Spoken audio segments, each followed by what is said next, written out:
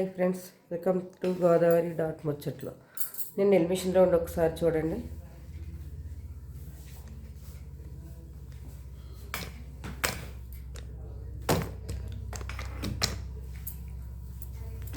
నిన్న elimination round Rohini తప్పించి అందరూ కూడా ఎలిమినేషన్లోకి వచ్చారు.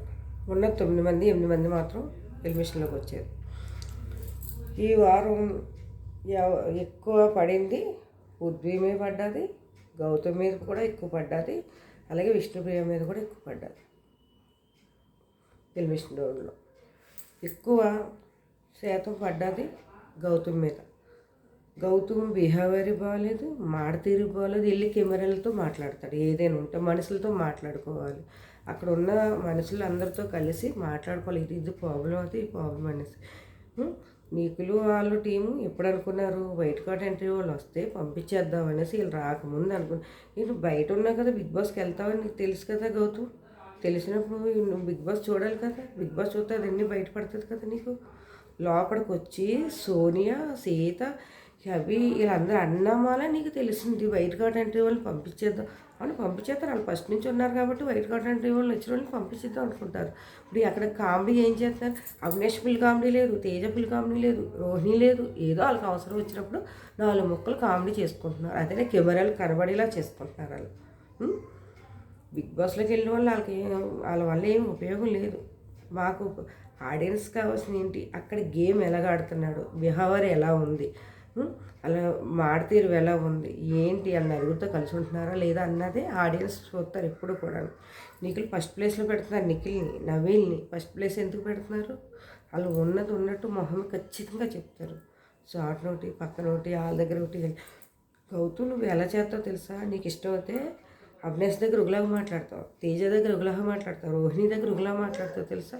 నీ మాడతీరు నీకే బాగోదు. కరెక్ట్గా నువ్వు ఏదైనా ఉంటే నిఖిల్తో చెప్పు, మొహం మీద నువ్వు ఇలాగ అన్నావరా అని చెప్పు, పృథ్వీతో చెప్పు, ఎలా చెప్పు. నిన్న నవీలు గౌతమ్ని ఎలిమినేషన్ చేశారు. స్టార్టింగ్ షాట్ గౌతమ్ ఉన్న తప్పులన్నీ కూడా నవీలు బయట పెట్టాడు. నవీలు ఏదైనా ఉందంటే మొహం మీద కొట్టినట్టుగా కరెక్ట్గా చెప్తాడు. చాలా కరెక్ట్ పర్సన్ నవీలు ఒకడు, నిఖిల్ ఒకడు. నాకు బాగా బిగ్ బాస్లో నచ్చిందల్లా నిఖిల్, నవీలు, పృథ్వీ, ప్రేరణ. వీళ్ళు నలుగురు కూడా చాలా కరెక్ట్గా చెప్తారు. ఏదైనా ఉంటే ఎలిమినేషన్ రౌండ్లో మొహమ్మద్ చెప్తారు. విష్ణుప్రియ అటు మాట్లాడదు, ఇటు మాట్లాడదు. అటు రోహిణి తెలుసు, అవినాష్ తెలుసు, తెలిసిన మళ్ళీ అసలు వాళ్ళు ఏమందు.